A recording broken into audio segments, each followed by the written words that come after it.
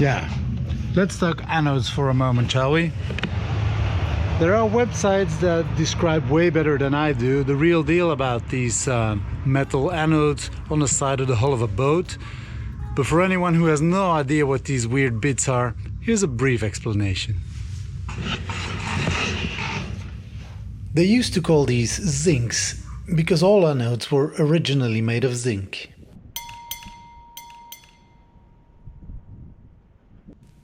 But nowadays 3 different materials are used depending on the type of water you operate in. First off, what are anodes? Anodes are sacrificial materials designed to protect all your underwater metals. They're made out of zinc, aluminium or magnesium, which are more electrically active than the steel or bronze they safeguard. Because these materials are less noble than bronze, steel or stainless steel, they take the corrosive load, preventing galvanic corrosion on your hull, propellers and your true hulls. Anodes are a crucial part of boat maintenance. Since they gradually wear away, they need to be replaced. Zinc is specifically for saltwater use, while magnesium is exclusively for freshwater, and aluminium anodes are best suited for brackish water, where salt and freshwater mix.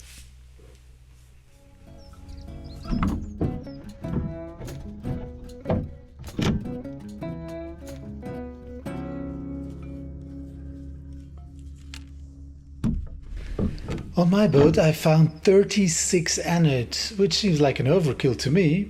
Interestingly, they were divided into 18 zincs and 18 magnesium anodes, possibly because the previous owner wanted maximum protection in both salty and fresh water. If anyone has a specific approach to determining the optimal number of anodes, feel free to share it in the comments. The next step in the rebuild is stripping the hull to properly assess its condition. In a previous episode I tested my beloved needle gun.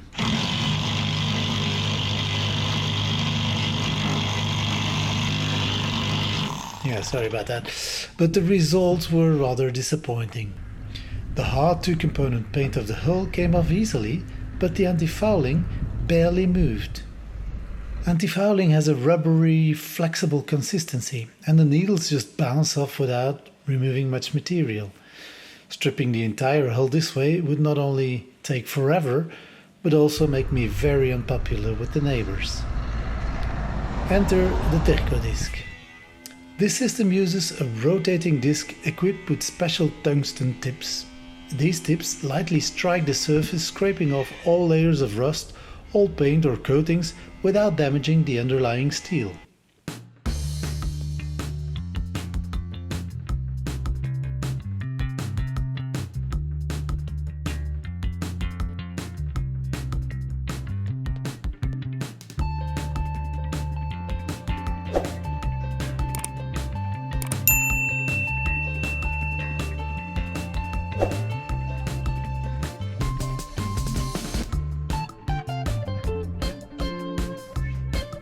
Damn, the results are amazing!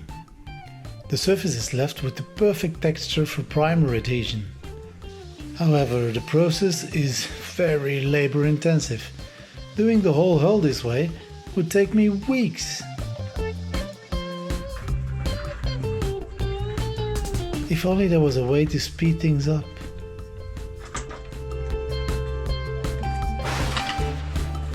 Boom! Introducing the Tercoo Blaster 3000.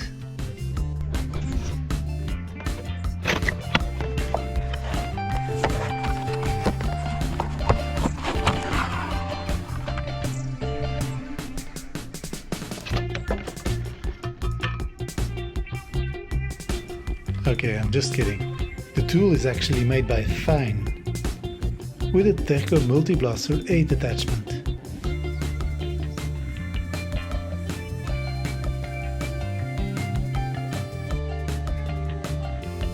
I think you noticed already, but I'm really thrilled with this tool, and now my father even came up with a clever idea to attach the water bottle as a counterweight to ease the strain on my arms.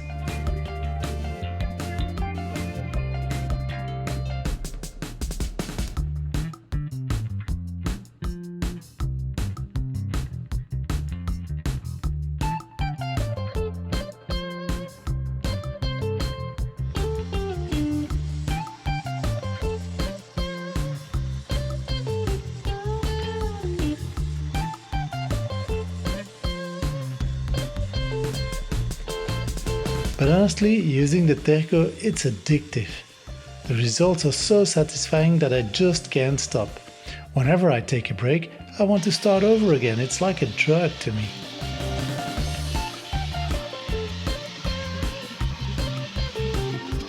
Let me tell you why I'm so thrilled about this Tercoo system. Using a rotary disc has several benefits. It leaves the surface with the ideal roughness for better prime adhesion.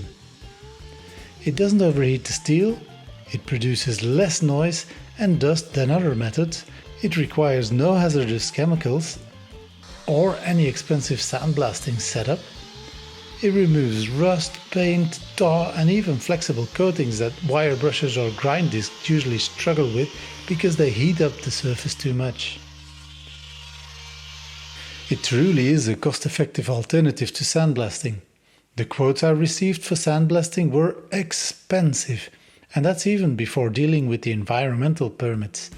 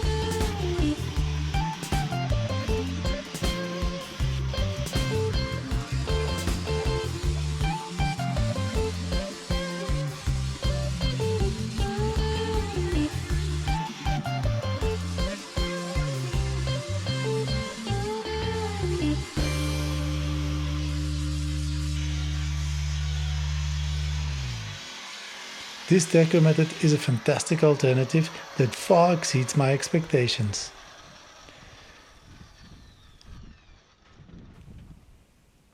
For now, I'm treating the cleaned areas with turpentine, until I can apply a primer. If anyone has a better solution, let me know in the comments.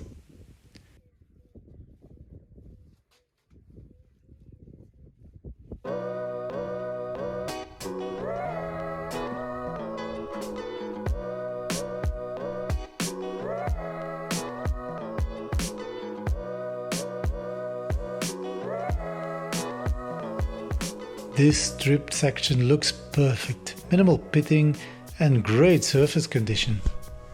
Could this be due to the excessive number of anodes?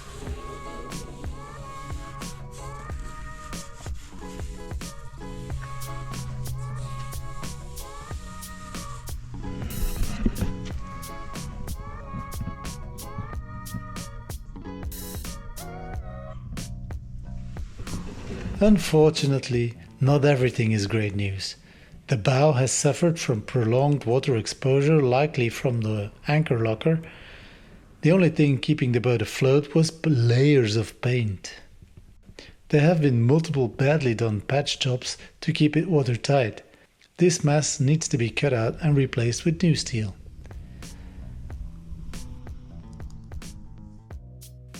When we take a look inside the boat, the bow resembles a Swiss cheese, and I'm still amazed how that boat managed to stay afloat.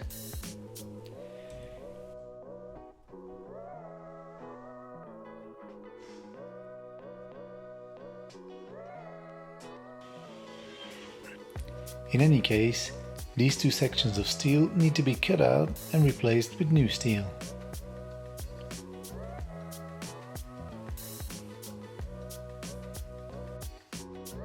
Hopefully this will be the only major repair needed, but we'll find out in the next episode.